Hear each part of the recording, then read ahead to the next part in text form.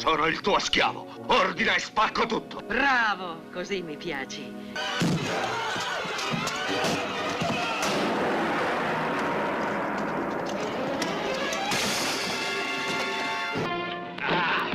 Offrire a me questo sassolino è un insulto. Ne voglio uno più grosso. Al mio segnale, scatenate l'inferno.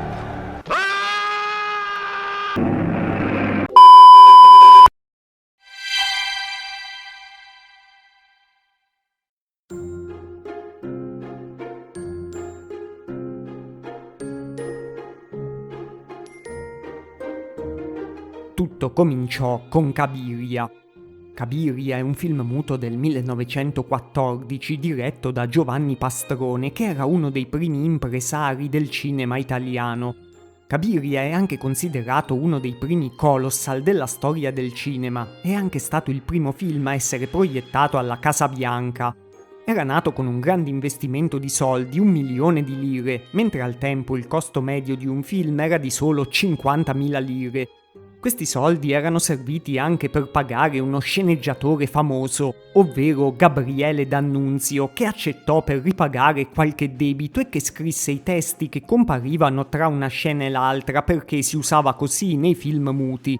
Il film è ambientato durante la seconda guerra punica tra Cartagine e Roma e fu proprio D'Annunzio a ideare il nome Cabiria, che è quello di una bambina che i cartaginesi vogliono sacrificare al dio Moloch e attorno a cui ruota tutta la storia. Cabiria aveva anche delle notevoli innovazioni tecnologiche, come l'uso del dolly, ovvero il carrello su cui si monta la macchina da presa, che forse fu inventato proprio da Pastrone, o se non fu lui a inventarlo, comunque fu uno dei primissimi a usarlo. Cabiria fu uno dei primi esempi di cinema storico epico italiano ad avere risonanza internazionale e restò in cartellone addirittura per 6 mesi a Parigi e per quasi un anno a New York. Prima in realtà c'erano già stati altri film simili, alcuni erano pure dello stesso Pastrone, come La caduta di Troia del 1911, ma Cabiria ci interessa per un motivo particolare. Infatti qui compare per la prima volta un personaggio chiamato Maciste. Nel film Maciste è un servitore e ha il ruolo del gigante buono che aiuta Cabiria per tutto il film, affrontando anche fisicamente quelli che la mettono in pericolo. Sempre D'Annunzio aveva inventato questo nome Maciste, infatti si sa che era uno a cui piaceva coniare parole nuove come la famosa tramezzino. Maciste sarebbe la forma italianizzata di un antico soprannome di Ercole che in greco significa il più grande, ma in italiano può ricordare anche la parola macigno, che poi vedremo tornerà spesso nella nostra storia. Forse per decidere chi avrebbe interpretato il ruolo di Maciste, Pastrone bandì un concorso a cui parteciparono uomini forzuti da tutta Italia. Secondo un'altra versione, invece, un attore che già collaborava con Pastrone avrebbe notato un certo Bartolomeo Pagano, che avrebbe impressionato il regista con la sua stazza. Pagano era un semplice camallo del porto di Genova, cioè era uno scaricatore di porto che si era costruito il suo fisico con un lavoro manuale molto faticoso. Ma dopo l'uscita di Cabiria, Maciste divenne il personaggio più amato del film, eclissando praticamente tutti gli altri ruoli e tutti gli altri attori che invece erano dei professionisti ben più conosciuti di Pagano. Così Pastrone intuì che si sarebbe potuto sfruttare il personaggio e anche l'attore e nacque una serie di film su Maciste. Dal 1915 al 1926 uscirono così una ventina di film muti su Maciste, quasi tutti interpretati da Bartolomeo Pagano. I film erano ambientati in periodi storici e in luoghi geografici diversi, per esempio troviamo anche un bel Maciste alpino o Maciste contro lo sceicco, ma tanto la star era sempre lui, il gigante muscoloso e coraggioso che dava mazzate ai suoi nemici. Il regista Federico Fellini ricorderà poi che Maciste all'inferno del 1925 era il primo film che aveva visto da bambino. Bartolomeo Pagano e il suo Maciste diventarono abbastanza conosciuti anche all'estero, soprattutto in Francia e in Germania, e Pagano diventò da un semplice scaricatore di porto a uno dei primi attori italiani più pagati in assoluto. Ma ovviamente in quell'epoca tutta l'industria del cinema era in crescita e nel 1937 vennero fondati a Roma anche gli studi di Cinecittà. Con una superficie di 400.000 metri quadrati sono ancora oggi tra i più estesi in Europa. Ma poi arrivò la guerra a sconvolgere il mondo e così calava anche il sipario sulla prima parte del nostro racconto.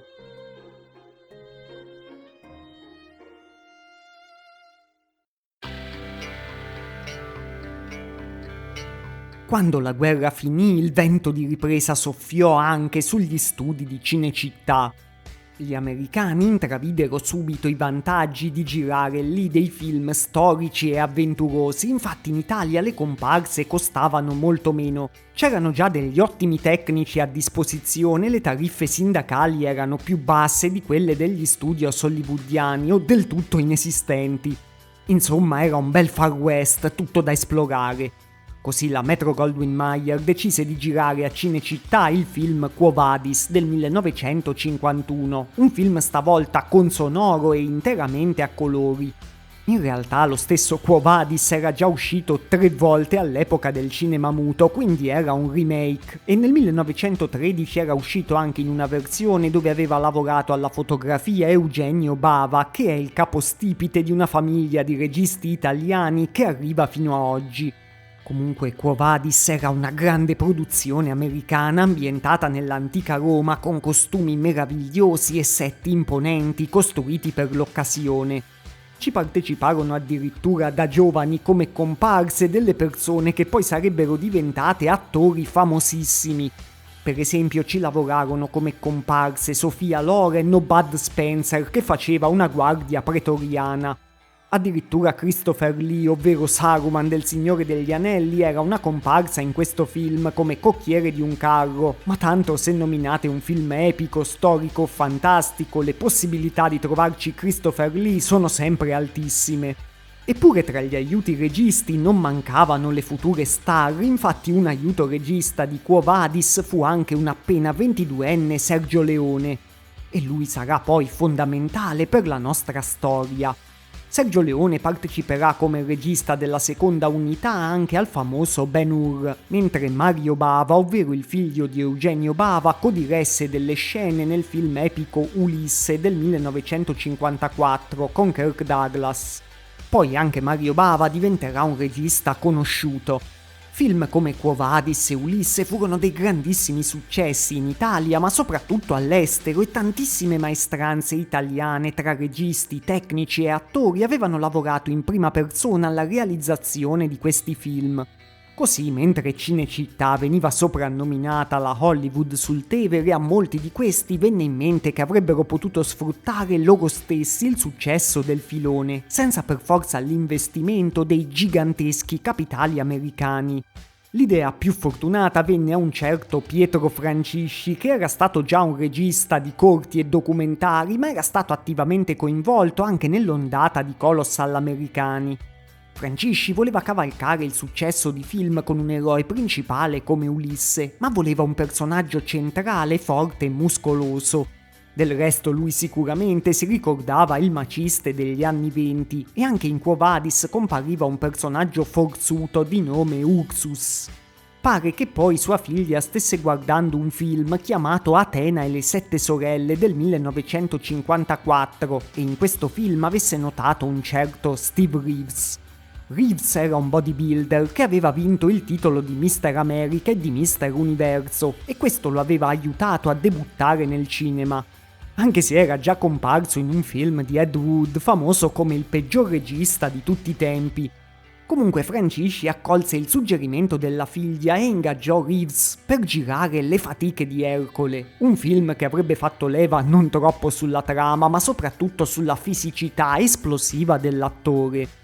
Mario Bava, che abbiamo già incontrato, avrebbe lavorato alle luci e agli effetti speciali. In questo caso l'intuizione di Francisci si combinò con quella di un altro uomo, il produttore americano Joseph Levine, che diventerà uno dei più importanti produttori della storia del cinema. Levine acquisì i diritti di distribuzione del film negli Stati Uniti per $120.000 e poi spese più di $1 milione per promuovere il film negli Stati Uniti, visto che pensava che sarebbe stato molto apprezzato dal pubblico statunitense.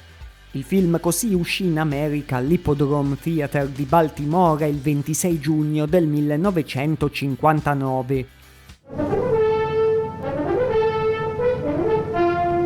E fu subito un grandissimo successo. Incassò 5 milioni di dollari e quindi Levine ne aveva guadagnati quasi 4, che equivalgono all'incirca 44 milioni di dollari di oggi. L'incasso in realtà superò anche le sue più rosee aspettative e questo significava che c'era una grande richiesta per film di quel genere, soprattutto negli Stati Uniti. Steve Reeves diventò una star e Le fatiche di Ercole stabilì un nuovo modello per film di ambientazione mitologica incentrati su un eroe muscoloso. Era nato il genere che gli americani chiameranno sword and sandal, spada e sandalo.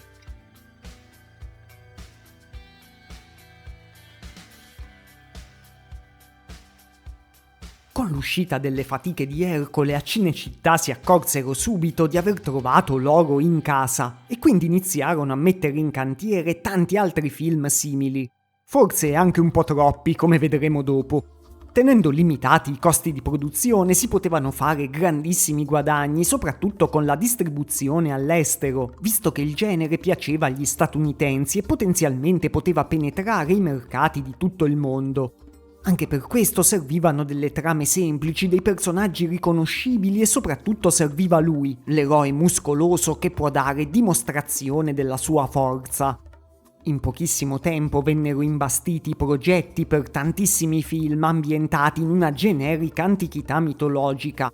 Basta pensare che dal 1958 al 1961 furono girati ben 19 film su Ercole con altri 10 attori diversi oltre a Steve Reeves che si rifiutò di andare oltre i primi 2, visto che li considerava insuperabili. Lui stesso comunque recitò in un'altra decina di film dello stesso genere, diventando anche l'attore più pagato d'Europa. La critica francese, che è sempre coltissima, poi chiamerà questo genere di film italiani peplum, riferendosi ai costumi, visto che il peplo era un abito femminile della Grecia classica.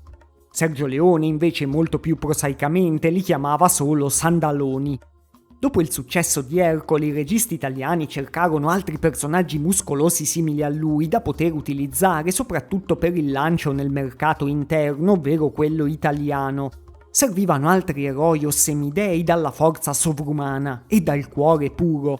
Così nel 1960 venne ripescato direttamente il personaggio di Maciste, che ricomparve in pompa magna in Maciste nella Valle dei Re. Anche stavolta il personaggio comparirà in una lunghissima serie di film, circa 25, nella girandola di follie dello Sword and Sandal arriverà a affrontare addirittura Totò, oppure Zorro. Mi hai sorpreso con quell'aria di pachidermo. Fatti sotto, infilza gallina. Ah! Altri ripescarono Ursus da Quo Vadis, oppure il fortissimo eroe biblico Sansone, o anche il famoso schiavo ribelle Spartaco che poteva prendere ammazzate qualche gladiatore. Agli attori che interpretavano questi personaggi era richiesto solo di avere un gran fisico e non tanto di saper recitare. Culturisti, atleti e lottatori avevano la loro chance di entrare nel mondo dorato del cinema. Infatti agli eroi in genere dovevano essere riservate poche battute e loro avrebbero dovuto soprattutto girare in mutande, spostare macigni finti e combattere orde di nemici improbabili. Così succede che gli Sword and Sandal siano popolati di tizi muscolosi che però hanno delle capacità recitative abbastanza discutibili. C'è da dire anche che gli italiani, pur avendo pensato a degli eroi per il mercato interno, avevano in mente soprattutto il mercato americano, per il quale poi gli attori italiani andavano doppiati. Quindi, visto che i budget non erano stellari, la qualità della recitazione non poteva essere di partenza il cavallo di battaglia degli Sword and Sandal in generale. Negli Stati Uniti Maciste e Ursus venivano anche venduti come Ercole oppure come figli di Ercole perché appunto erano personaggi poco conosciuti agli americani. Nella versione inglese di un film di Ursus venne chiamato Hercules per tutto il film. Alla fine anche gli attori, a volte i registi italiani, prendevano nomi d'arte all'americana. Lo stuntman Sergio Ciani si fece chiamare Alan Steele, mentre il gondoliere Adriano Bellini si fece chiamare Kirk Morris. Negli Stati Uniti questi film vennero addirittura riuniti a un certo punto in una specie di serie, inserendo la stessa sigla di apertura e la stessa sigla di chiusura, con una voce fuori campo che tentava di collegare il protagonista di ogni film al mito di Ercole. Vennero mandati sia al cinema ma anche in TV in America negli anni 60. Era la mania dello Sword and Sandal, da assaporare il sabato pomeriggio come un cocktail perfetto.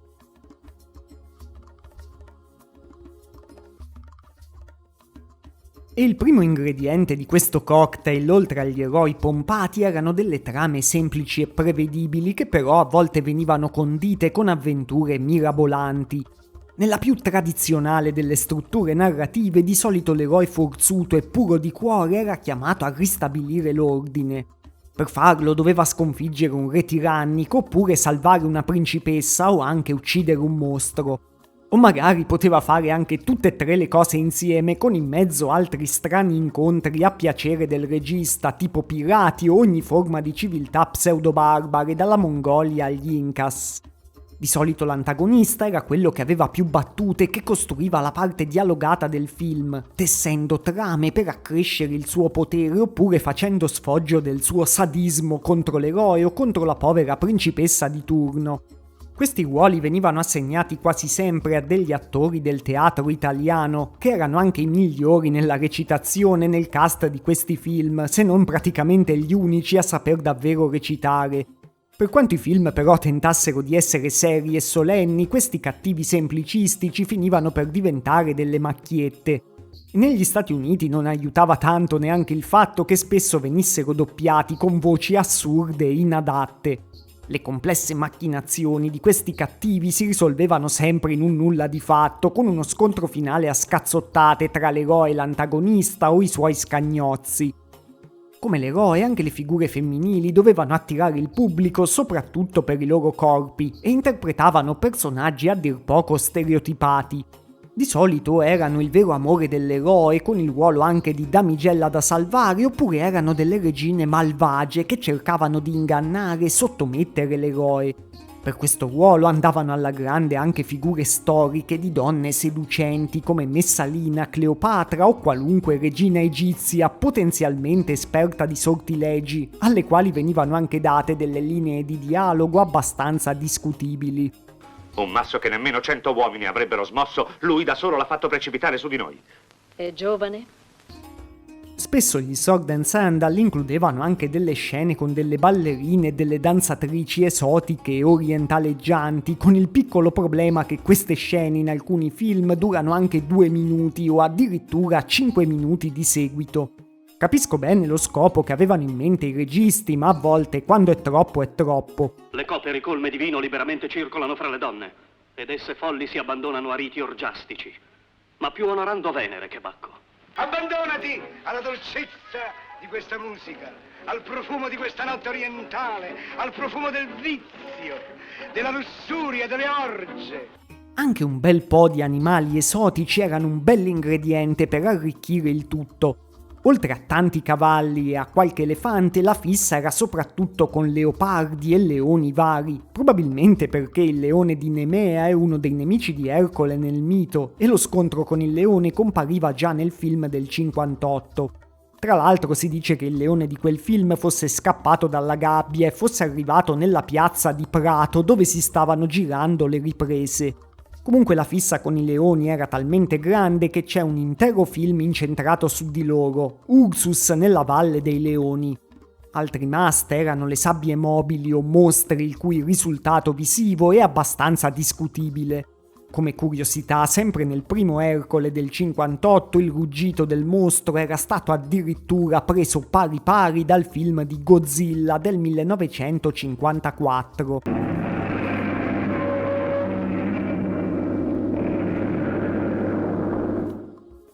Ma anche dietro le quinte le meraviglie degli Sword and Sandal non erano poche. La fotografia usava ogni trucco per far sembrare più numerose le comparse, mentre i set spesso riutilizzavano le grandi scenografie che erano state create a Cinecittà per i colossal americani, come Quo Vadis o Ben-Hur. Set e oggetti di scena nuovi erano spesso fatti in cartone e cartapesta, e poi in polistirolo espanso che era stato da poco introdotto sul mercato.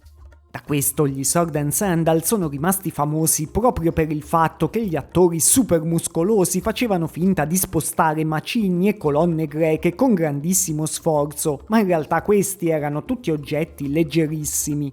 E purtroppo a volte questo si vedeva fin troppo bene anche nel film finito. Con la crescita rapidissima del mercato degli Sword and Sandal, spesso i registi giravano addirittura più pellicole contemporaneamente. Un record venne raggiunto dal regista Amerigo Anton, che nel 1964 girò addirittura 4 film insieme. Così anche pezzi di set, oggetti di scena e costumi venivano facilmente passati tra un film e l'altro e quindi riciclati. Un tempio egizio diventava facilmente un palazzo assiro la settimana dopo, dei senatori romani potevano assomigliare più a dei sacerdoti egizi e parlare mentre camminavano su dei tappeti persiani. Pure gli esterni venivano girati sempre nelle stesse località che spesso erano boschi e spiagge del Lazio vicino a Roma. Se i registi si ammalavano non si aspettava neanche che tornassero, ma venivano sostituiti per mantenere tutta la produzione il più rapida possibile. Molti attori racconteranno che le scene venivano girate buona la prima, anche quando i cavalli scappavano nella direzione sbagliata o una comparsa inciampava rovinosamente sul set. Alcune produzioni decisero anche di abbracciare questo aspetto e iniziarono a inserire degli elementi comici volontari, ma pure il fatto di ritrovare, oltre agli attori e alle trame, anche gli stessi costumi e le stesse scenografie diventò un tratto distintivo del genere. Questi film erano quasi un primo esempio di serie TV dove ogni film, che in teoria era uno stand-alone, però assomigliava impressionantemente agli altri. E all'inizio la cosa funzionò.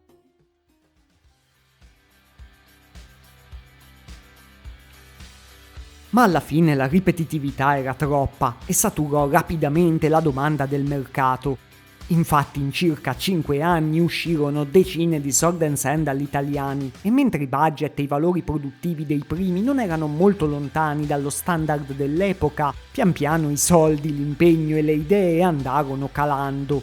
Tra colonne sonore riciclate, doppiaggi sempre più affrettati e attori muscolosi ma sempre più incapaci, alcuni film sembravano realizzati solo per giustificare qualche scena con donne al bagno turco.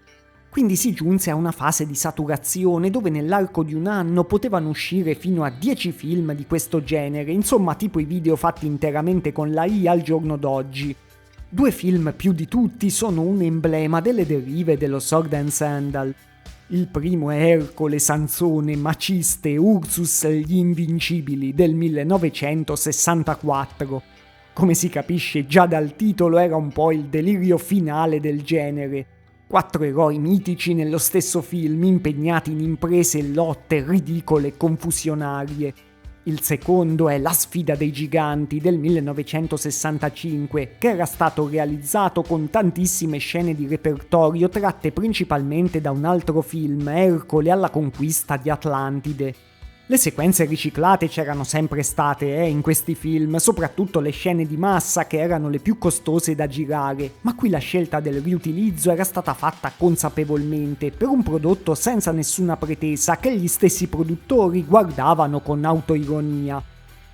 Ma a questo punto della nostra storia deve ritornare Sergio Leone, eppure quel fatto che vi ho detto prima che i registi malati non venivano aspettati ma venivano sostituiti.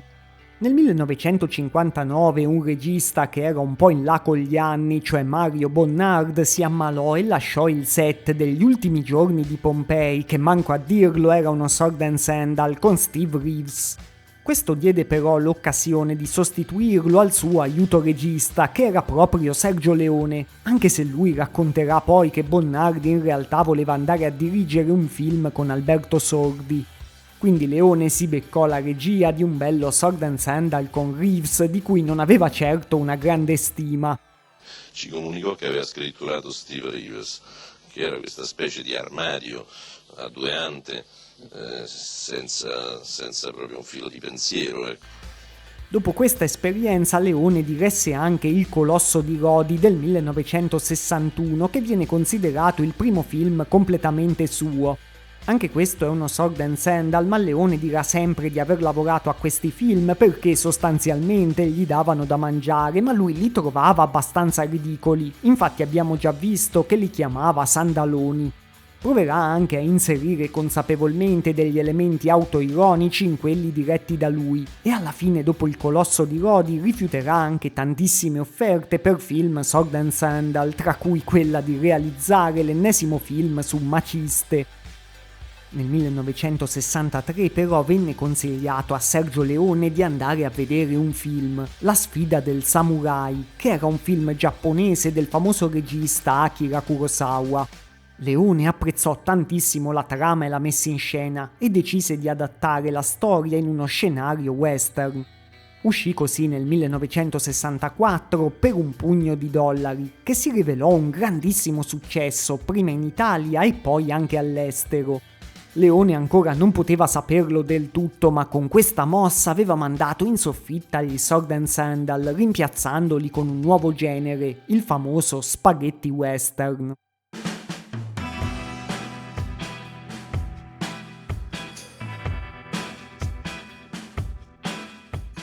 Tanti in realtà non conoscono molto bene questa storia e riportano delle notizie sbagliate a proposito. Infatti c'è da dire che questo film non è veramente il primo del genere, è stato quello che lo ha portato al successo con una nuova interpretazione. A volte si può sentire anche l'assurdità che fosse il primo western, ma i western ovviamente esistevano da prima e anzi all'epoca in cui Leone realizzò questo film venivano considerati in declino. Poi lo stesso regista Kurosawa accusò Leone di plagio e vinse la causa legale, quindi tutta l'operazione ebbe dei lati controversi. Ma sul cinema italiano ebbe l'impatto di mettere fine alla stagione degli Sword and Sandal. I registi e i tecnici migrarono verso il nuovo genere e Cinecittà, che era stata il Far West per i produttori hollywoodiani, adesso era diventata letteralmente il Far West anche nell'aspetto dei set. E mentre i nuovi saloon si riempivano, i templi egizi e i palazzi greci si svuotavano. Spesso poi ambientazioni nell'antica Roma saranno usate per film farseschi o erotici che non avevano più traccia degli intenti seri degli Sword and Sandal. Qualche culturista tentò di riciclarsi come pistolero dopo aver detto addio ai mutandoni da maciste, ma ebbe scarso successo. Anche la grande star Steve Reeves girò il suo ultimo film nel 1968 e poi se ne tornò in America a allevare i cavalli nel suo ranch. Ovvero lui imparò così a fondo la lezione che più o meno diventò un cowboy nella vita vera invece che nei film. Ma insieme a lui tramontava il successo fulmineo e frenetico degli Sword and Sandal.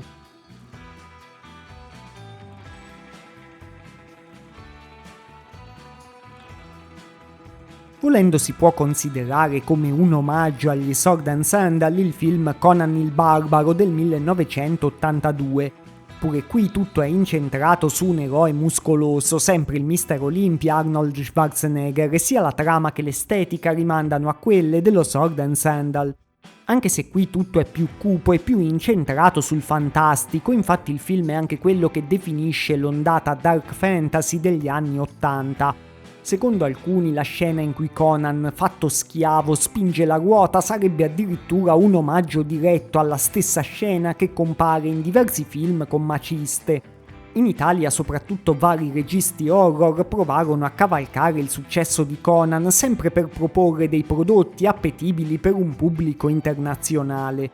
E così è nata per esempio la quadrilogia sull'eroe Hathor di Joe D'Amato o il film The Barbarians di Ruggero Deodato, dove recitano i fratelli bodybuilder Peter e David Paul. Come gli Sword and Sandal, anche questi erano film a basso budget e con scarse pretese, il tipico film di intrattenimento duro e puro dell'epoca senza troppi pensieri. Il regista Luigi Cozzi riportò in scena anche un Ercole italiano che era interpretato da Lou Ferrigno, il famoso rivale proprio di Schwarzenegger per il titolo di Mr. Olympia. Ferrigno era stato anche l'incredibile Hulk in una serie TV tra anni 70 e 80. Pochi di tutti questi film furono dei successi e certo alla fine degli anni 90 il pubblico sembrava essersi allontanato definitivamente dalle narrazioni epiche ambientate in una qualche antichità, realistica o fantastica che fosse. A ribaltare tutto però ci ha pensato nel 2000 Il gladiatore di Ridley Scott. Questo film riprendeva i grandi colossal di ambientazione romana girati tra gli anni 50 e 60 e venne girato effettivamente in parte anche a Cinecittà, dopo che per tanti anni non era stata utilizzata per produzioni così importanti di ambientazione antica. Il gladiatore diede veramente inizio a una nuova stagione di colossal di ambientazione storica, anche se pure questa è durata circa 5 o 6 anni con risultati molto altalenanti. Nel 2005, un po' verso la conclusione di questa nuova ondata, anche la serie televisiva Rome della HBO è stata girata interamente a Cinecittà e ha riutilizzato in parte anche i set monumentali degli anni 50 e 60, cioè gli stessi degli Sword and Sandal.